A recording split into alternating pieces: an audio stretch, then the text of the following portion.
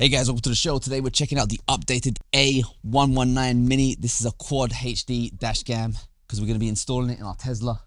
Now, why are we installing it in our Tesla? Well, Tesla already has a dash cam. I know, Ash, but have you seen the quality of the pictures that Tesla gives you? It gives you sepia tone colours. Now, horrendous. Ordinarily, I probably wouldn't mind so much. However, the night of Halloween's Eve. Halloween's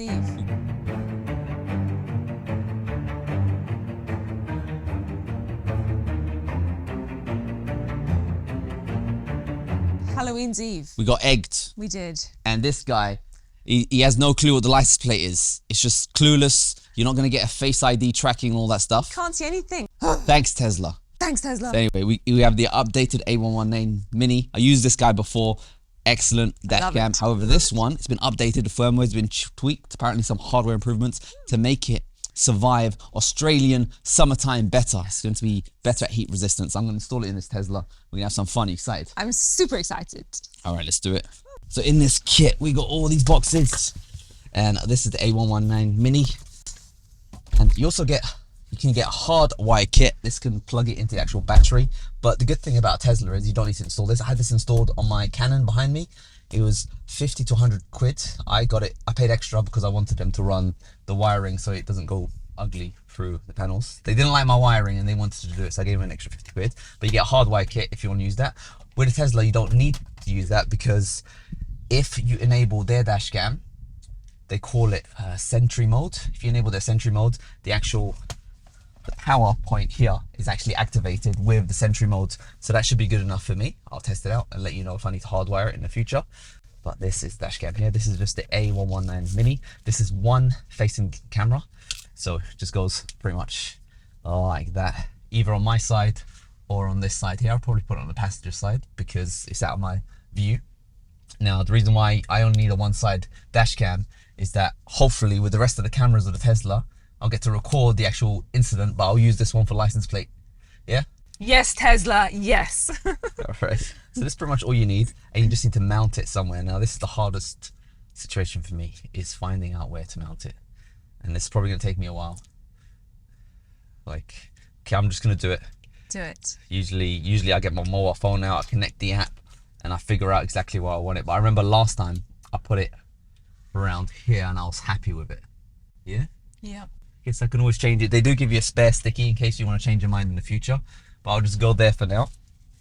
And then you get a little, this came out of the lens of the camera right at the front, and this is the perfect size to cover up Tesla's spyware camera. Look at that. Hell yeah. There you go. Why spying on me? Awesome. Yeah, done. So they can no longer see me. Yes, it looks good actually. That's great. Good job. Yeah, I'm going to leave it there. That's nice. Yeah, why do they need an internal camera looking at you? Don't know. Yeah, these are the spare stickies. And this is the Magic Cucumber. I call it a splodger. It's actually a trim toolkit to allow you to play with the trim. We'll be doing that in this episode. And this is the actual adapter I'm going to be using. So let me just open this up. So in modern speak, this is called a 12-volt adapter. But in old school, they used to use this to light up cigarettes. Obviously, people don't do that stuff nowadays. They always like vape city and all that stuff. So this goes in the back like that. And you also get a spare USB. Look at that. You can do stuff with that. And this plugs in to the Tesla. Do you see it? Mm-hmm. There you go. Nice juice power. Now to get this cable through all the way up there, you play the trim game. I'm not good at this game, but I saw someone on YouTube do it, so I reckon I can do it. And the idea is you can actually feed the cable through this little socket thing here. And then I'll follow the underlying of the trim here. So use the pry tool, just push the cable up and inside so it disappears underneath this side panel. Okay, then we get all the way to the front here. Just pry that in. I'm just going to follow any gaps I see around the console here, just between where the glove box is. Just tuck that cable in. Okay, we're now at the pillar, so maybe I'll splodge it between this. Yeah, perfect. So I'll take it around here and then I'll splodge it around the window.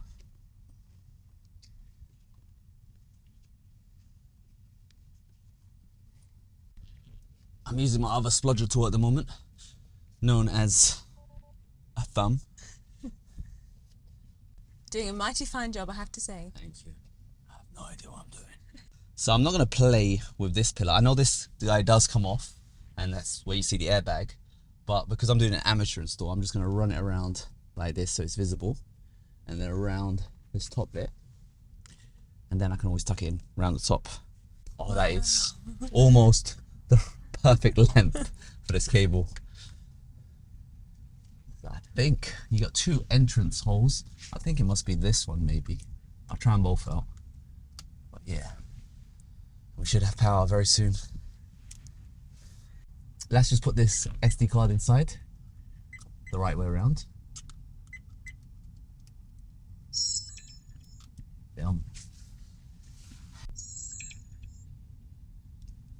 Recording started. And that's it. Is set up, as you can see, automatically on 1440p. You get lots of menus. I'm just going to turn Wi-Fi on by holding. Wi-Fi enabled. And then once Wi-Fi is on, you jump in on Wi-Fi on your phone and you connect to the network. So the network I can see is called VOFO, and the password is usually 1 2 3 4 5 6 7 8. So now I'm launching the VOFO app. Connect your camera because Wi-Fi is connected. It should connect straight away, and I'm seeing what's right in front of the dash. And I can see maybe I'm a bit too low to the dash. What's good is the camera is rotatable, so I can make a point. I think that's the perfect position. That's gorgeous. I like that. So I'm just going to pause the video recording because I want to go into the settings, and I can see that it's recording audio. I can turn that off here with the button here, so that's all right. Normally I disable audio because the SD cards are not encrypted, so if someone does steal your car, they have access to what you say. I also like turning off GPS to make it slightly more difficult for people to know where you live. You know, if they rob your car, they're probably going to rob your house next. This is meant to protect me. Why don't you just encrypt your cards? Please, dashcam makers, allow the option to encrypt your SD cards. Don't make it easy. Okay, thank you. I said my piece. So, speeds, GPS, voice notifications, I turn it off because I find it annoying. I prefer just beeps. This dashcam goes up to 5G Wi-Fi. 2.4G is good for distance, so if you want to access the car from far away, 2.4G, but if you want to access and download the footage faster, 5G is better to go. I'm going to leave it for 2.4G for now because I'm happy with that. And that is it. It is pretty much set up from the dot. All right, we're ready to go. We're going to go on a spin in the Australian summer heat and see if this dash cam still records when it gets hot. I'm talking about 30 plus degrees of temperature in this sunroof. Guys, we are officially driving in the Australian sun. However, we do have AC on, so I'm gonna, unfortunately, I don't know if you want to ruin your dress. Can you? What? I'm gonna turn off the AC. Oh my gosh. When you're driving around without AC. Oh boy. Oh, and this car is gonna get really hot because of the sunroof. Okay, I'm doing it right now. Pressing the button. Oh my goodness, AC off. Boom. It's officially off. It's good. Oh, it's warm already. It's warm. So I'm wearing a jumper. Oh my, why are you wearing a jumper in the middle of summer? It looks nice. It does look nice. All right, so what we're gonna see if this guy still records with the AC off. What we're gonna see if this guy still records with the AC off.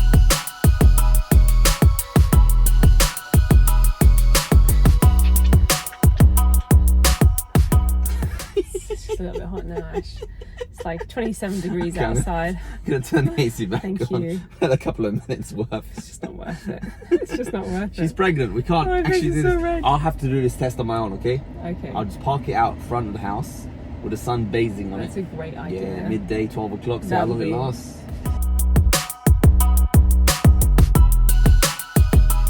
All right, we're doing a quick side-by-side comparison of the iPhone 14 Pro camera and the VOFO camera and also the Tesla camera. And we've got a nice, beautiful congregation over here. A lot of people waving some flags. There you go. They're supporting the colors of blue and red today. Everyone's waving. They're happy. They're enjoying themselves. We're now late for work thanks to these people. Really appreciate your service. Nice music going on. Everyone's happy. Samoans. Yeah. Oh, Samoa. Samoa. Oh, because it's the World Cup final, isn't it? The World Cup, not the final, World Cup starting tomorrow. No, the final of the World Cup, the rugby one. It's going to be Samoa versus Australia. Oh wow. There you go. So this is the Rocks people. Hello, Rocky. Wow. There you go. They're all happy. I had no idea that many Samoans lived here. There you go. This is the place it's at. This is the Rocks people, Roman Reigns' people, and that's, I think, the only two Samoans I know people. All right. So to finish off the tests, I've got the car with the AC turned off. I've got the door ajar, so hopefully there's going to be power, and I'm going to have it recording of the Australian sun. See if you can handle how many hours. All right, it's been a good, what? The screen's off. Tesla. All right guys, sorry, I tried keeping the screen on for a while with the door open, but unfortunately I don't think the screen stayed on. There must be a setting where I need to have Sentry mode enabled all the time. I think I had it disabled at the home location, but anyway, it's still light time, sun's still out, so I'm gonna go on a drive with the AC off and see how it handles the ride. Alright guys, so I've been driving around now with a Tesla for a whole 24 hours and the VFO dash cam seems to be working well. I do like the quality, is so much better than the Tesla's camera, so I'm using it as a supplementary camera. I did place it really close to the Tesla's camera system over here so I can actually see that piece of the puzzle, but I figured if I move it further down, maybe it won't look as nice, or if I move it to the left, I don't really like it visible on the passenger side of this. It's probably good enough for me because I'm just using it as supplementary evidence so I can actually see the license plates and the correct color of the car if someone does try doing anything, so I think it'll work well. And for the rear and all that kind of stuff, I'll use the Tesla's cameras. So I hope you guys found this amazing review of the VFO. This is the A119 Mini Australian Sun. I'll also let you know if I do have any issues with it. We're gonna have up to 40 degrees centigrade temperatures in January, so in a couple of months, so I'll let you know if it survives that. But for now, hope you guys found this video useful and enjoy the show. One cool trinket you can get is a polarizing lens filter. Now this allows you to get rid of the glare from the dashboard, but I personally just chose not to use it because it does reduce the darkness at nighttime. It makes it slightly darker, just ever so slightly. So I'm just gonna keep it off for now, and I'm not, but you can get rid of the glare if you want to.